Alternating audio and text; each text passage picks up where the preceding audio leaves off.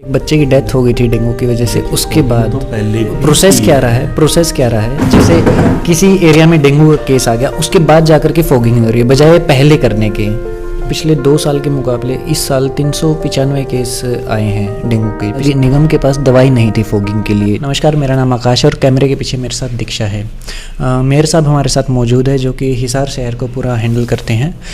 हरियाणा दिवस का मौका है आज, और साथ ही आने वाले दिनों में 1-2 दिन में दिवाली का भी जो त्यौहार है आने वाला है।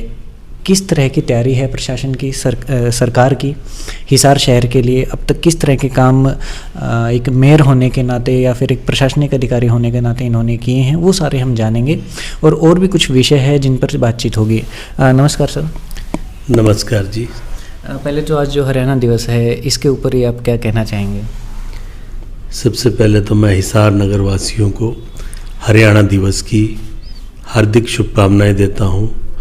आज 55 वर्ष हो गए हरियाणा बने, और आज प्रदेश में हरियाणा एक, हरियाणवी एक का जो नारा हमारे मुख्यमंत्री जी ने दिया और उसे सिद्ध करके भी दिखाया।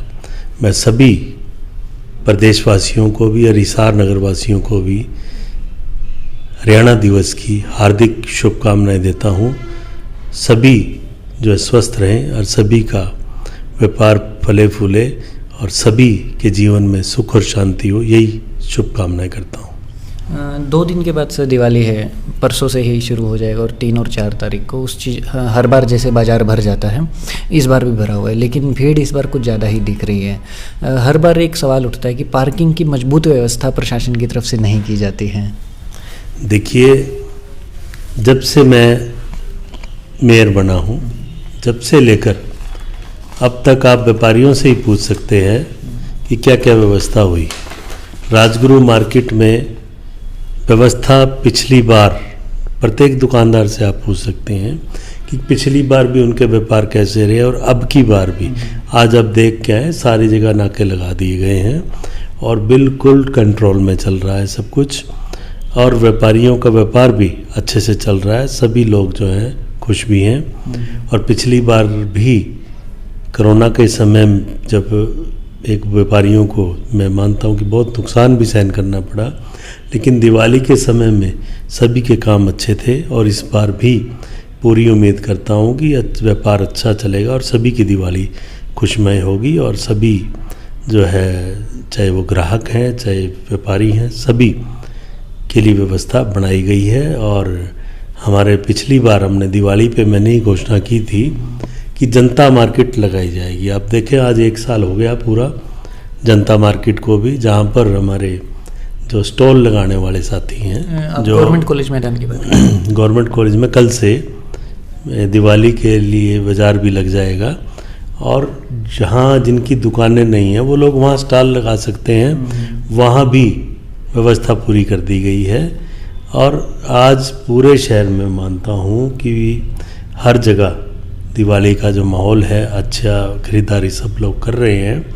और राजगुरु मार्केट में एक पार्किंग और इस बार, जहाँ पुराना स्कूल होता था, वहाँ भी काफ़ी वर्षों पुरानी, क्योंकि मैं भी एक राजगुरु मार्केट का ही दुकानदार हूँ, वर्षों पुरानी उनकी मांग थी कि स्कूल की जगह पर पार्किंग बनाई जाए। तो आज वहाँ पर गाड़ियाँ पार्क होनी शुरू हो गई हैं। 125 से 150 गाड़ियाँ वहाँ पर लगी हैं। सिटी थाना रोड पर भी अस्थायी पार्किंग जो भी एक बार बन चुकी है, ये भी हम मेरे ही कार्यकाल में बनी है। और पड़ाव की साइड से जाते यहाँ भी नाका लगाकर पार्किंग बना दी गई है, चारों तरफ से नाकेबंदी करके, ताकि 4 व्हीलर अंदर न जाए और व्यापारियों का काम अच्छा चले। 2 व्हीलर के लिए हमने ओपन किया हुआ है और ई रिक्शा भी ओपन की हुई हैं, तो अच्छे से ग्राहकों का भी आना जाना हो रहा है, लोग व्यापार भी खुश हैं। तो सभी के व्यापार की भी शुभकामनाएं करता हूँ, और सभी की दीपावली अच्छी रहे। कल धनतेरस का त्यौहार है, धनतेरस की भी शुभकामनाएं देता हूँ सभी का, क्योंकि धनतेरस के दिन व्यापार बहुत अच्छा होता है। तो धनतेरस की भी शुभकामनाएं सभी को देता हूँ। और आगे दीपावली है, उसके बाद भैया दूज है, विश्वकर्मा डे है, सभी त्यौहार इस महीने हैं, तो सभी के, और आगे आने वाले समय में शादियाँ भी इसी महीने बहुत ज़्यादा हैं, तो सभी को शुभकामनाएं देता हूँ। ये त्योहारों का जो माहौल है वो अच्छा रहे और सभी का स्वास्थ्य अच्छा रहे, सभी के लिए यही प्रार्थना करता हूँ। और इस समय थोड़ा डेंगू का प्रकोप भी है। नगर निगम हर जगह प्रयास कर रहा है, फॉगिंग भी कराई जा रही है, हमारे मलेरिया डिपार्टमेंट के लोग भी प्रयास कर रहे हैं, हेल्थ ब्रांच भी प्रयास कर रहा है। कुछ जो बीमारी जो है फैल रही है, काफ़ी लोग इसमें पीड़ित भी हुए हैं, उनके भी अच्छे स्वास्थ्य की कामना करता हूँ। और मुझे लगता है कि 4 दिन के बाद ये डेंगू के से भी हमें छुटकारा मिल जाएगा। वो तो ऑटोमेटिक हो जाएगा सर, जैसे ठंड बढ़ जाएगी तो उस दौरान कम हो जाता है। लेकिन सर जैसे पिछले 2 साल के मुकाबले इस साल 395 केस आए हैं डेंगू के। पिछले 2 साल में भी इतने नहीं हुए थे हिसार की अगर बात करें तो।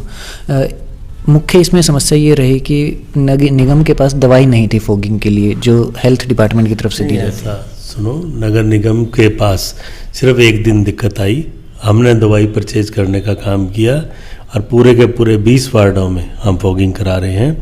वो मीडिया में हो सकता है इशू बनाओ, लेकिन हमारे पास दवाई की कोई कमी नहीं रही। एक ही दिन कुछ घंटों के लिए दवाई की कमी हुई थी, उसके बाद से कोई ऐसी कमी नहीं, पूरी फॉगिंग चल रही है। आप हमारी हर रोज़ 7 टीमें निकलती हैं और 7 वार्ड कवर कर रहे हैं। रिपीट फॉगिंग की जा रही है। आप इसकी डिटेल जानकारी चाहिए तो वो भी मिल जाएगी किन किन एरियाज़ में। ये अभी शुरू हुई है, एक बच्चे की डेथ हो गई थी डेंगू की वजह से, उसके बाद तो पहले भी की है, नहीं की है, लेकिन प्रोसेस क्या रहा है? प्रोसेस क्या रहा है? जैसे किसी एरिया में डेंगू का केस आ गया, उसके बाद जाकर के फॉगिंग हो रही है बजाय पहले करने के। देखिए, ये जो क्वेश्चन कर रहे हैं ना आप, सब एरिया में फॉगिंग जो है पहले ही शुरू हो गई थी। ये हो सकता है एक आधी गली रह गई हो, लेकिन इस वर्ष आपने देखा बारिश भी खूब हुई। और ये बीमारी डेंगू फैलती किस कारण है ये भी आपको पता है। पानी जो छोड़ देते हैं, कूलरों में छोड़ देते हैं, जनता का ही एक लापरवाही मानूंगा मैं कि हमें जो है अपने कूलरों में पानी नहीं छोड़ना चाहिए। अब इतने दिन गमलों में है, मतलब प्रिकॉशन हमें खुद भी ध्यान रखना बहुत ज़रूरी होता है। प्रशासन को हर कोई कॉज देता है, इसमें जनता और प्रशासन और ये नगर निगम और स्वास्थ्य विभाग सभी को मिलकर काम करना होता है। हमारे दोनों विभाग भी काम कर रहे हैं, जनता भी अब जागरूक हो चुकी है। ये जो बीमारी फैलती है आपको कारण सबको पता है। मैं तो मीडिया से भी आग्रह करूँगा सच्चाई के रूप में भी ये जनता को भी जागरूक जरूर करना चाहिए। ठीक है, आप सब लोग प्रशासन से तो पूछते ही हैं, प्रशासन कराता भी है।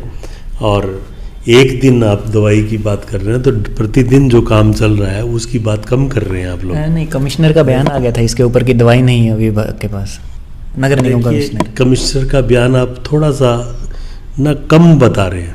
हाँ। उसके बाद साथ एक लाइन और भी थी कि हमने परचेज से खरीद रहे हैं। हाँ, तो फिर और क्या करेंगे? जब दवाई के लिए सिविल हॉस्पिटल में जितना उनके पास स्टॉक था वो रख लिया, फिर हमने खरीदी ना तुरंत। वो भी सरकार ही है, वही प्रशासन है, नगर निगम की ड्यूटी है। एक चीज़ जो कमी दिखी इस बार, बारिश बहुत ज़्यादा हुई थी वो तो है ही, लेकिन पानी की जो निकासी है कई जगह पर 15-15 दिन तक भरा रहा था, कहीं पे भी निकालने की मजबूत व्यवस्था नहीं थी। खास करके आर्य नगर है, महावीर कॉलोनी है, ये जो क्षेत्र है, क्योंकि इसकी पहली बार इतनी काफ़ी वर्षों के बाद बारिश हुई और वो भी सेक्टर 33 जैसे एरिए में एक समस्या झेलनी पड़ी। लगभग शहर में पानी निकाल दिया गया था, 2-3 दिन में निकल गया था। सेक्टर्स में और कुछ जगह जहाँ पानी नहीं निकला था उसका लेवल 5 से 6 फुट नीचे। और ये आप मान के चलें, जहाँ टेक्निकल दिक्कत होगी ना उसका हल जो है तुरंत नहीं हो सकता। अब उसके लिए प्रोसेसिंग चल रही है और पूरे शहर का एक डेवलपमेंट के लिए, और पानी न रुके, पब्लिक हेल्थ द्वारा भी दोबारा से सर्वे भी कराया गया है।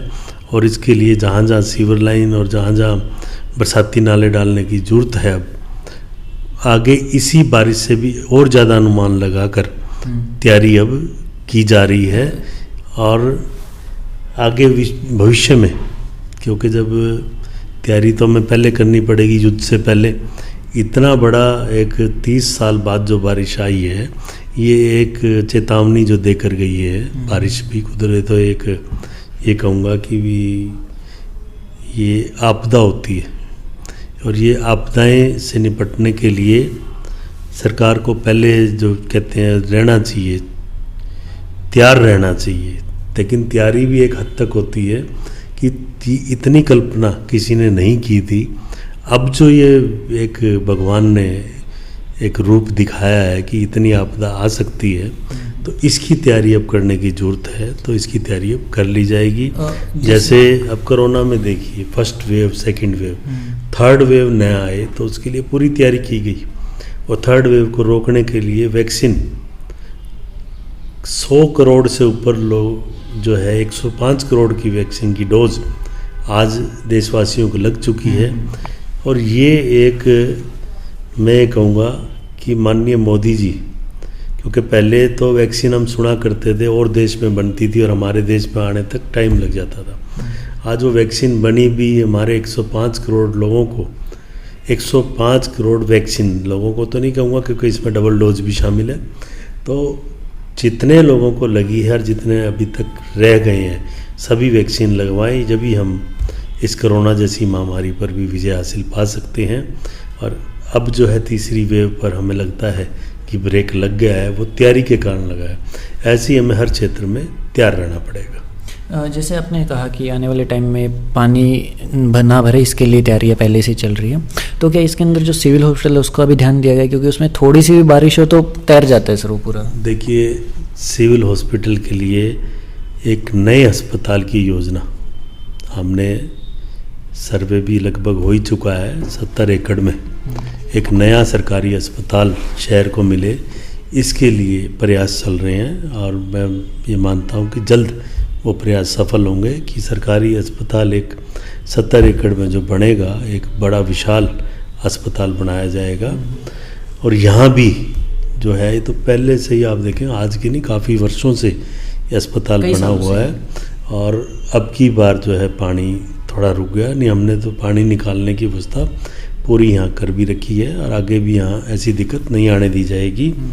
और नए अस्पताल जैसी सोच, अब जितने स्वास्थ्य सेवाओं का, मैं ये नहीं कहता कि पूरी तरह से कि स्वास्थ्य सेवाएं हमने बढ़ा दी हैं, लेकिन ये कह सकता हूँ इतने साल कांग्रेस का राज रहा, उससे अधिक काम भारतीय जनता पार्टी की सरकार में, सरकार चाहे मेडिकल की सीट्स बनाने का काम हो, चाहे फ्री दवाइयाँ उपलब्ध कराने का काम हो, चाहे आयुष्मान कार्ड बनाने का काम हो, ये सब जो है माननीय प्रधानमंत्री जी के, माननीय मुख्यमंत्री जी के कार्यकाल में ही हुआ है, मनोहर लाल जी के, और काफ़ी लोग इसका फ़ायदा उठा रहे हैं।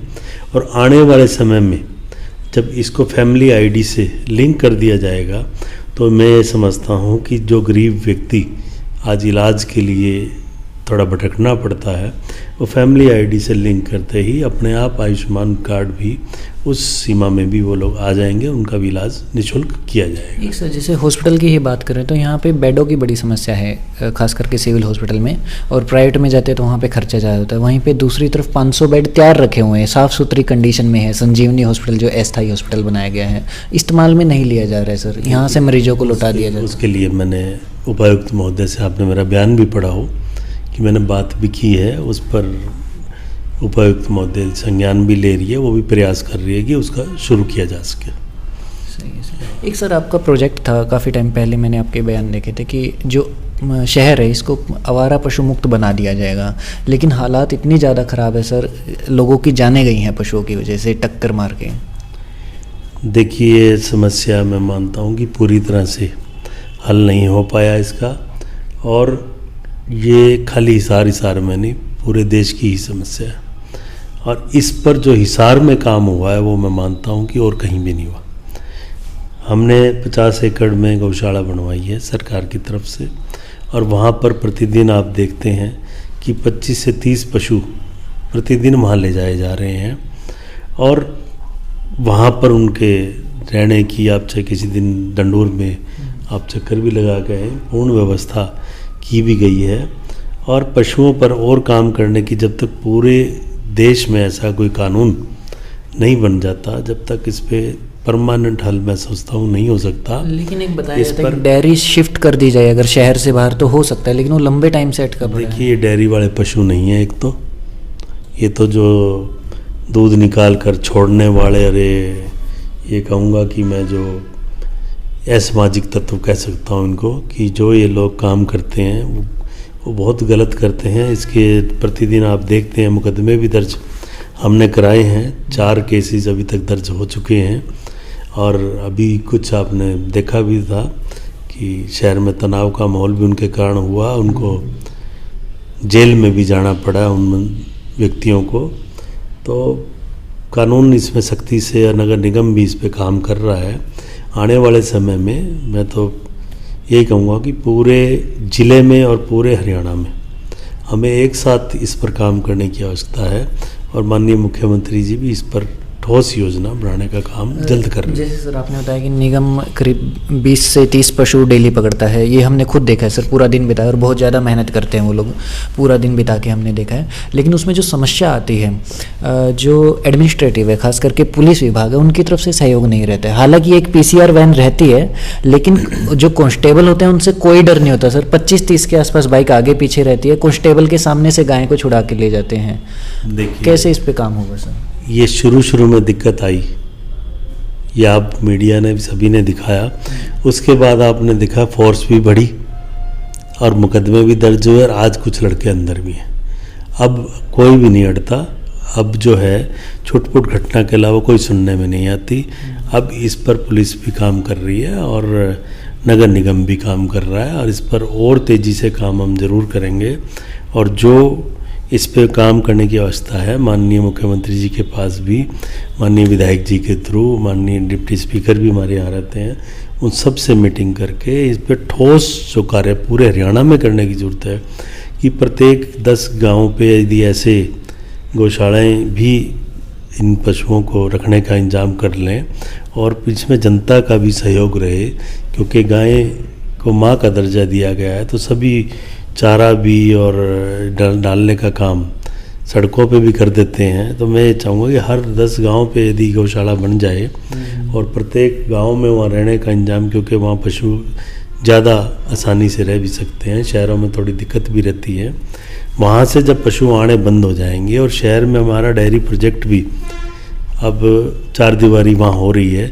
अब आप ये देखिए कि पिछली सरकारों में तो कहते थे हमारा काम ज़मीन पर चल रहा है, ज़मीन पर दिख भी रहा है। आप सेक्टर 33 पार करते ही आप अगला रोड पर देखेंगे कि हमारा प्रोजेक्ट जो डेयरी शिफ्टिंग का है वो भी शुरू हो चुका है।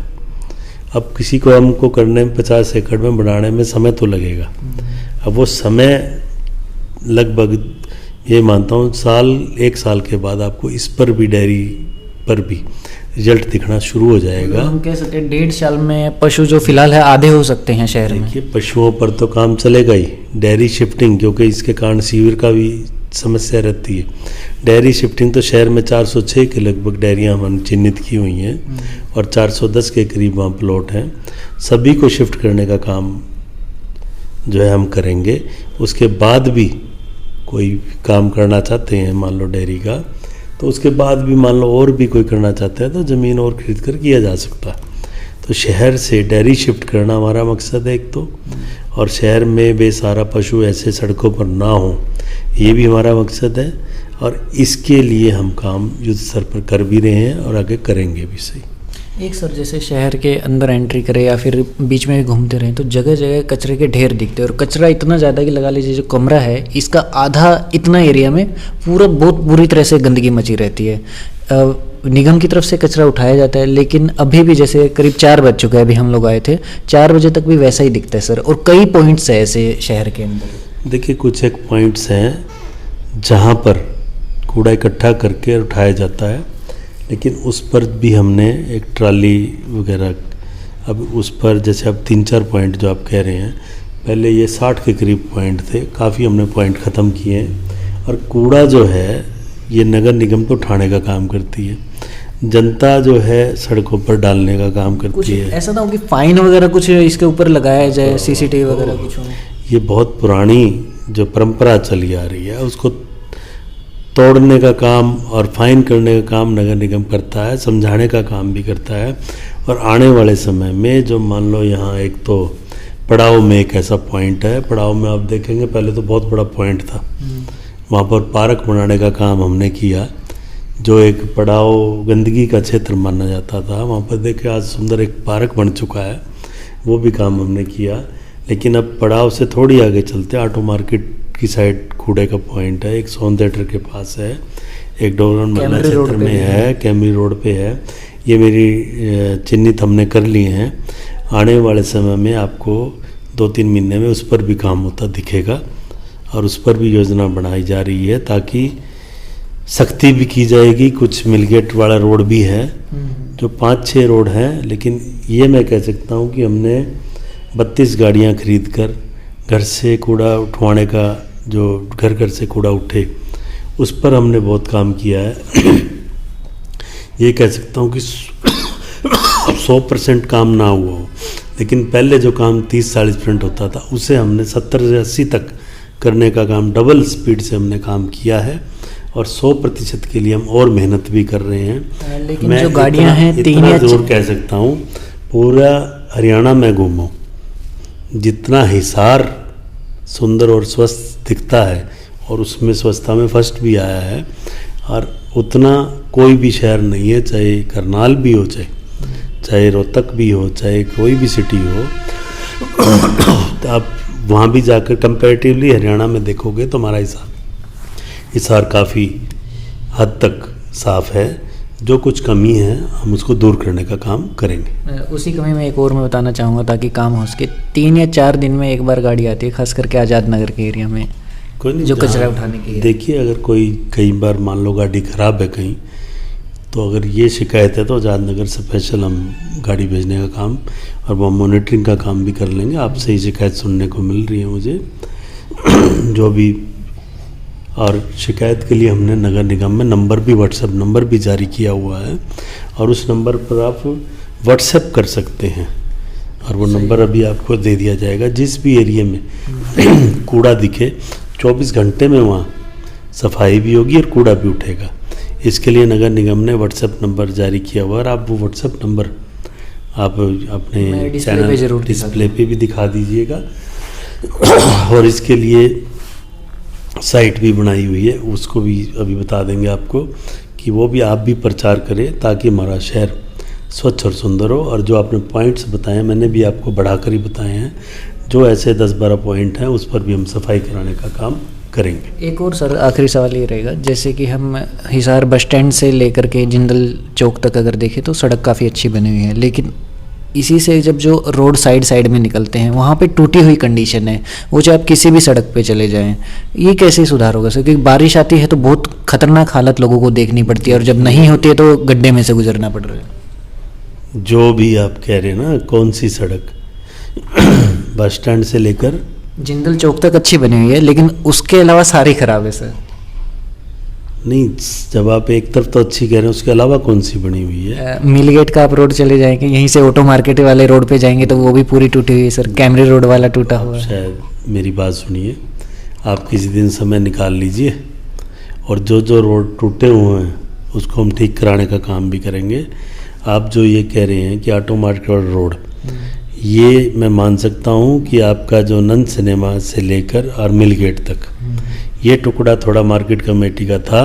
उस ठेकेदार को 30-35 लाख की उसकी सिक्योरिटी भी जब्त कर ली गई है, जेई के खिलाफ मुकदमा भी दर्ज कर लिया गया है, FIR लॉज है। सिर्फ वो टुकड़ा मैं मान सकता हूँ, क्योंकि उस पर कोताही बरती गई थी, तो हमने सज़ा देने का काम भी किया है।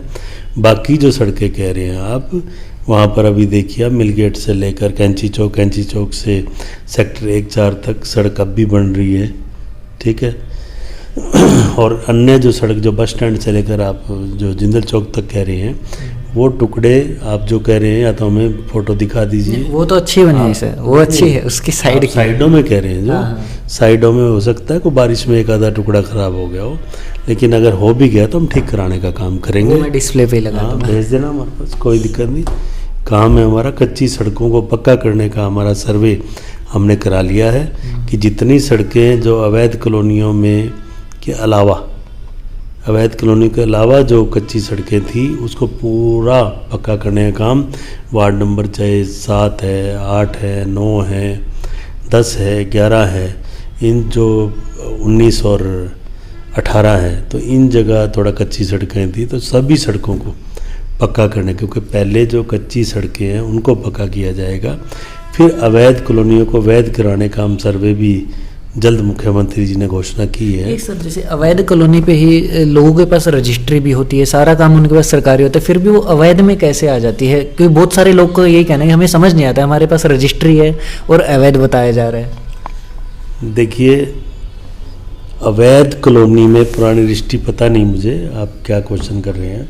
जो ये कार्ड बना के एक सोसाइटी बना के काटते थे, अच्छा, और जो कार्ड सिस्टम होता है, उस कार्ड में जो लोगों ने अवैध कॉलोनियाँ काट रखी हैं, नहीं तो हम किसी को भी काटने नहीं दे रहे, और उसकी पूरी सख्ती की हुई है, जो पुराने समय से कटी हुई हैं। जो 50% से ऊपर बन गई हैं उसके लिए सर्वे हो चुका था, लेकिन अब मैं माननीय मुख्यमंत्री जी का धन्यवाद करूंगा जिन्होंने ये घोषणा जो अब का कार्य वो उसके खिलाफ तो सख्त कार्रवाई होगी, लेकिन जो पुरानी बनी हुई हैं और विकसित हो रही हैं धीरे धीरे, तो उन पर जो जनता रह रही है उनको तंग नहीं किया जाएगा। उनके लिए कॉलोनी पास की योजना लेकर आ रहे हैं डेवलपमेंट चार्ज भरकर, तो उनके लिए तो मुझे लगता है कि माननीय मुख्यमंत्री जी जल्द घोषणा करेंगे और कॉलोनियाँ वैध करने का काम भी करेंगे, ताकि विकास हो सके उन कॉलोनियों में और आइंदा ऐसी कॉलोनियाँ ना कटे। उस पर पूरी सख्ती आपने देखा कि पूरी टाउन प्लानिंग द्वारा भी, नगर निगम द्वारा भी सख्ती की हुई है कि कोई भी नई कॉलोनी अगर काटी भी जाती है तो मैं जनता से भी आग्रह करूंगा कि कोई उसमें प्लॉट ना ले और जल्द हमें सूचना भी दे, ताकि उन पर सख्त कार्रवाई की जा सके। क्योंकि अब पंडित दीनदयाल आवासीय योजना भी शुरू हो चुकी है, वहाँ पर इन योजनाओं में आपने देखा हिसार में भी 2 या 3 योजनाएं तो शुरू हो चुकी हैं, बगला रोड पर भी ऐसी योजना आ चुकी है, तो ताकि लोगों को वैलिड कॉलोनियों में मकान बनाने की सुविधा मिले, और इसी पर हमारा जोर भी है। और जो ये अभी आपको बताया कि जो अवैध से वैध की भी सिस्टम चल रहा है, तो जल्द ही मैं मानता हूँ कि माननीय मुख्यमंत्री जी इसकी घोषणा करेंगे। बहुत बहुत शुक्रिया सर, धन्यवाद आपका।